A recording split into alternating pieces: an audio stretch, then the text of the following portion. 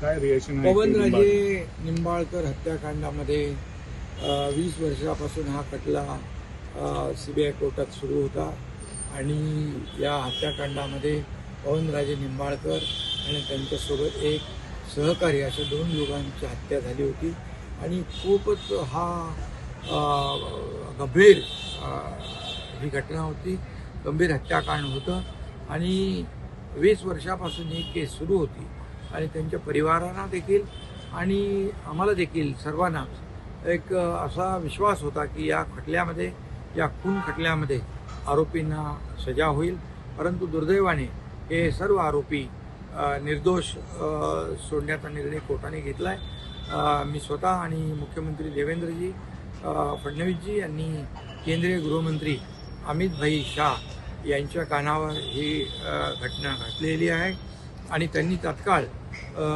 CBIला ही केस पुन्हा CBI हायकोर्टामध्ये अपिलात जाईल अशा प्रकारचा विश्वास दिलेला आहे आणि त्यांनी तशा प्रकारचे CBIला निर्देश देखील दिलेले आहेत। त्यामुळे हायकोर्टामध्ये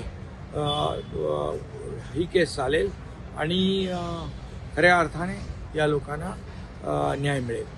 अमित शहाकडे का बोललं का? अमित भाईंची गृहमंत्री महोदय अमित भाई शाह यांच्याशी आम्ही दोघंही बोललो, मी बोललो, मुख्यमंत्री देवेंद्र फडणवीसजी बोलले आणि या परिवाराला न्याय मिळाला पाहिजे अशा प्रकारची भावना आम्ही व्यक्त केलेली आहे।